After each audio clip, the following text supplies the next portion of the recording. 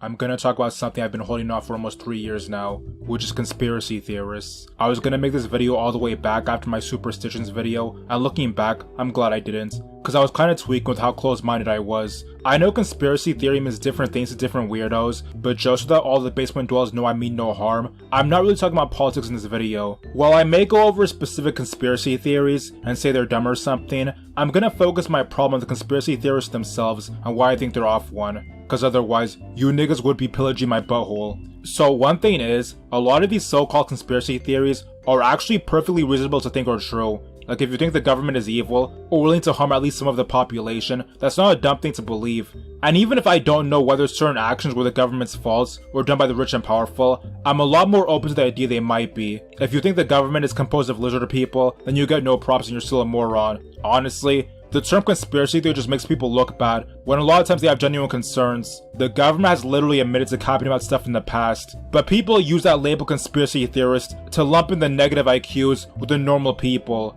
Like if you're a rando out there, and you're trying to find out what to believe, you should at least go through a process of scrutiny, instead of believing the first bum with a camera that you see. Ask yourself things like, are the powers that be better off doing this or not? How many people need to be involved with this? How will my life be improved by believing and spreading things I can't prove? Like a few years ago, it was considered a conspiracy theory to think it didn't come from bats, but what do you know? It's actually not impossible that some tryhard scientists made it in a lab. Now does that mean that the government let out to control the population? Well, that's not so defendable. First off, these different governments are constantly on each other's dicks, so I'm just not believing that they worked with the ops to do something. But that being said, the government letting it grow on purpose is way more credible than the disease just not existing at all. Like there's a tier with these conspiracies that people just aren't getting. If you believe certain no-no events are orchestrated or at least aided by certain government elements, then I'm not gonna lie, that does make sense. But if you think these events straight up just didn't happen, and all the people affected are just actors, then you should catch a stray. But when it's not disrespect, the conspiracies just aren't rooted in logic.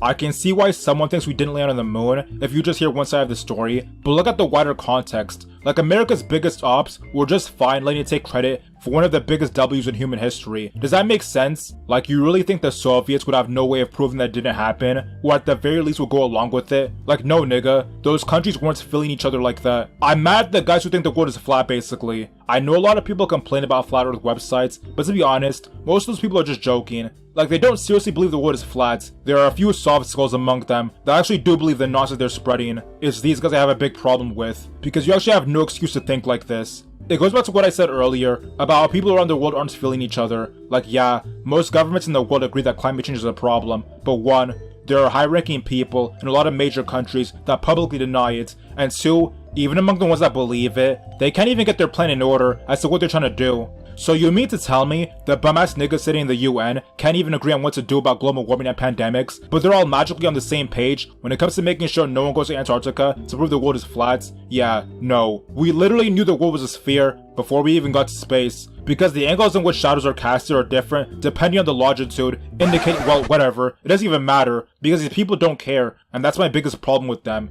They literally don't listen to any type of logic because it doesn't fit the worldview they like. The truth is, conspiracy theorists in general are just people who realize that life isn't very exciting or interesting like it is in the movies, so their mind has to jump to complex explanations for what's going on in the shadows. But even if what everything they say is true, then what's the point? We're all just randos living under the thumb of some guys we don't know. There's like nothing we can do to stop the losers in charge. I'll put it like this. Is there a small group of wealthy people and government officials who have vast influence over the world, don't care about us, and use their power to abuse people? Yes. And that's not even a conspiracy, it's just facts. The problem comes when you brainlets think that every single person above your local mayor is someone in step with the guys really in charge. As if people don't get constantly clipped or arrested. Like Negro, is it so hard to believe that there are different sides in the war for nonsense? They don't all have to be working together to make your life worse. Another problem with arguing against these conspiracy theorists is that they think you're a shill for the ops.